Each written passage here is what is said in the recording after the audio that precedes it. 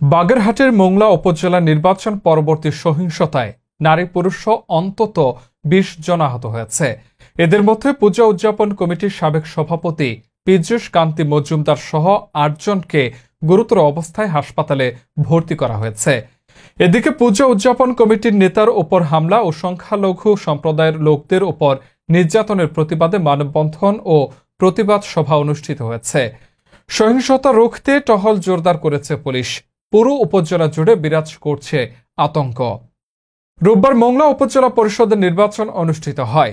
এই নির্বাচনে চিংড়ি মাছ প্রতীকের প্রার্থী বর্তমান উপজেলা চেয়ারম্যান পুনরায় চেয়ারম্যান নির্বাচিত হন।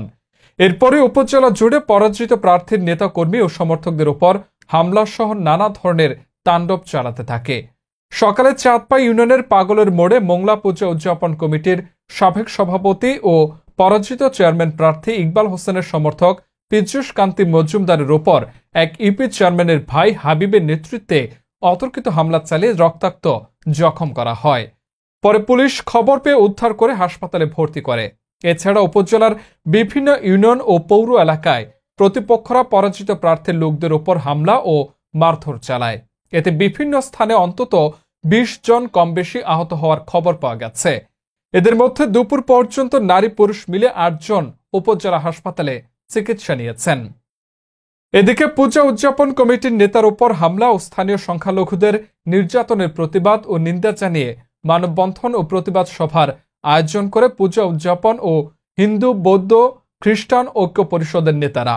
দুপুরে পৌর মার্কেটের সামনে এ মানববন্ধন ও প্রতিবাদ সমাবেশ অনুষ্ঠিত হয়। একটা মামলায় কি হবে, এর একটা মামলায় প্রথম ২ বছর চলার পরে এমনি শান্ত হয়ে যায়। তো যাই হোক, যে কথা বলছিলাম, এইভাবে তারা তাণ্ডব চালিয়ে যাচ্ছিল। পুলিশ প্রশাসন তাদের সাধ্যমতো চেষ্টা করেছে। বাংলাদেশ আওয়ামী লীগের এখানে অনেক নেতা আছেন, বাংলাদেশ আওয়ামী লীগের অসংখ্য দায়িক দল। আশা করি তারা সকলেই এই বিষয়ে তারা একত্রতা প্রকাশ করছেন এবং আশা করি তারা সকলেই এই ঘটনার তীব্র নিন্দা ও প্রতিবাদ জানাচ্ছে। যে হামলা হয়েছে এটা অত্যন্ত দুঃখজনক, যে কারণে এই মোংলা উপজেলার সবাই মর্মাহত। আমরা এই ঘটনার দৃষ্টান্তমূলক শাস্তি চাই। সুষ্ঠু নির্বাচন সারা বাংলাদেশে ঘোষণা দিয়েছে, তারই ধারাবাহিকতা যে নির্বাচন হয়েছে আমরা ফল মেনে নিয়েছি। একদল হারবে, একদল জিতবে, এটাই সাধারণত ঘটনা। ৭ই জানুয়ারি সংসদ নির্বাচনের পরে মোংলা উপজেলায় যেমন তাণ্ডব লীলা শুরু হয়েছিল, সকালবেলা গতকাল রাত্রে পরিত্রাণী ইউনিয়ন আবাসন থেকে এই তাণ্ডব লীলা শুরু হয়।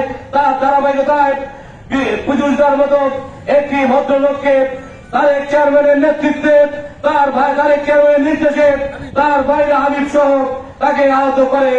ইবুদান বাবুকে দুর্জয় মেম্বার ও অর্পা মেম্বারের স্বামী চিরায় ওখানে মেরে ফেলে রেখে এবং থানায় বলে যাওয়া যাবে আমি সালিশ করবো। মারবে তারা, সালিশ করবে তারা। চৌকিদার মরে একটি ছেলে আলমীর নামে একটি ছেলেকে মারে।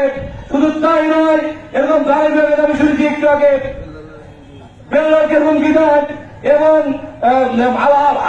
আবাসনে গ্যাঞ্জাম হয় এবং মোংলা। কিন্তু আমরা নির্বাচন পরবর্তী যে পর্যায়ে আমরা যে সহিংসতায় শিকার হই, এইগুলোর জন্য আমরা প্রত্যেকে আমাদের ফ্যামিলিগত দিক থেকে, আমাদের পারিবারিক দিক থেকে আমরা সবাই আসলে নিন্দিত হই। তোমরা যে দল করেছো, তোমরা নির্বাচন করেছো, কেন নির্বাচন পরে এরকম কেন হবে? তো সেই প্রশ্নটা আমরা আমাদের সবাই জনগণের মাঝে আমরা রাখি। আমরা পরবর্তীতে আমাদের এই হিন্দু সম্প্রদায়ের উপর যে নির্যাতন, যে নিপীড়ন চলে থাকে, একটা নির্বাচন হওয়ার পরে শুধু দোষী কি তারাই কি এটাকে সাব্যস্ত করে থাকে, না তাদের পাশে দাঁড়ানো লোক থাকে না? এই কারণে তাদের